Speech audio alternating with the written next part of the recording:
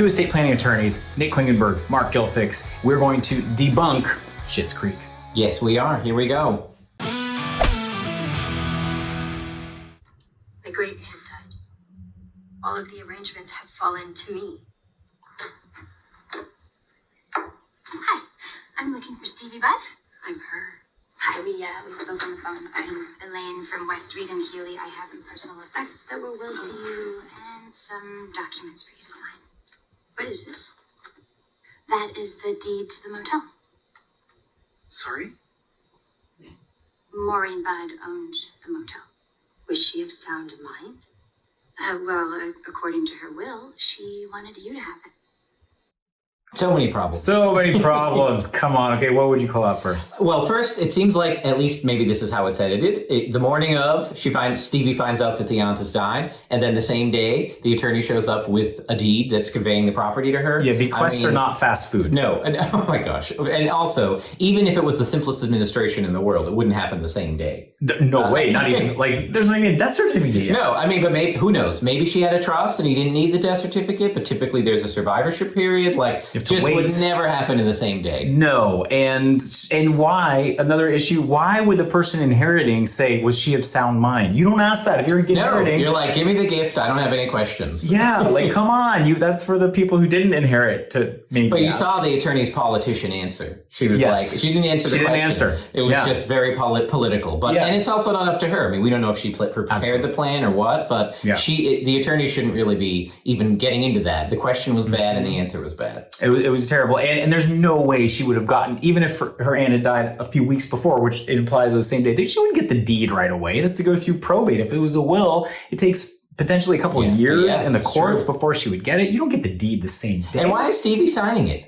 So they're there to say, okay, here's the deed, but I mean, it will be signed by the trustee or the executor. Right, it wouldn't be signed by the recipient. I guess she could be both. But also earlier, this woman, whoever her name is, she seems to have a whole plan, but somehow she didn't make any arrangements. All the arrangements fell to Stevie. I don't think Stevie is the next of kin. Yeah. Because earlier in the episode, she says, oh, it's my aunt's sister. Your aunt's sister would be the one who has priority, not the niece or whatever it is. It's just so bad. But this is filmed in Canada, so maybe they have a different set of rules. Well, but isn't it supposed to take place in the States? Indiana? I think it takes place so it'd be U.S. law. Yeah. Here's the other one. Like, I mean, how many probates or trust administrations have we done? We would never actually, I mean, very rarely would we actually hand deliver an item. Yes. I mean, you would typically just have it be sent by FedEx or some courier. Yeah. You would never send the attorney out to deliver the assets. Yeah, how many attorneys have time to go to everybody who's a beneficiary? Bill the beneficiary. That's crazy. Send the secretary. You know, if you're going to send somebody, the attorney, we don't typically go to people's houses and say, here's the will, congratulations. It would be sent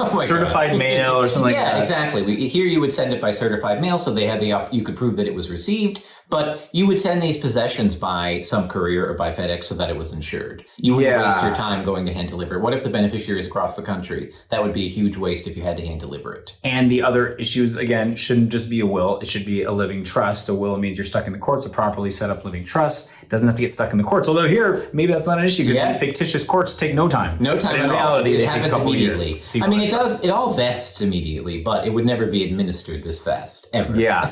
The fastest probate in the world. So I think we're seeing one of the themes that we see when debunking estate planning in the media is the speed at which this stuff happens. It is so much slower, and the media assumes everybody just has a will. They should not have a will. They should have a living trust.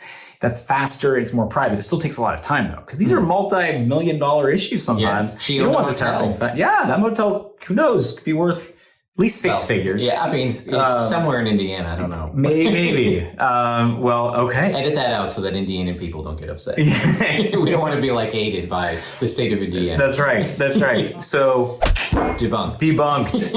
You have any other ideas for we can debunk? Yeah, that would be so convenient. Put a comment in there if you think something is wrong when you're watching TV. Then I don't have to find it myself. Yes, let us know. Anything you saw, anytime you see estate planning in the news, or sorry, not the news, in TV or film, and you're like, is that right? Let us know via the YouTube channel. Leave a comment, and we will look at it and we'll debunk it.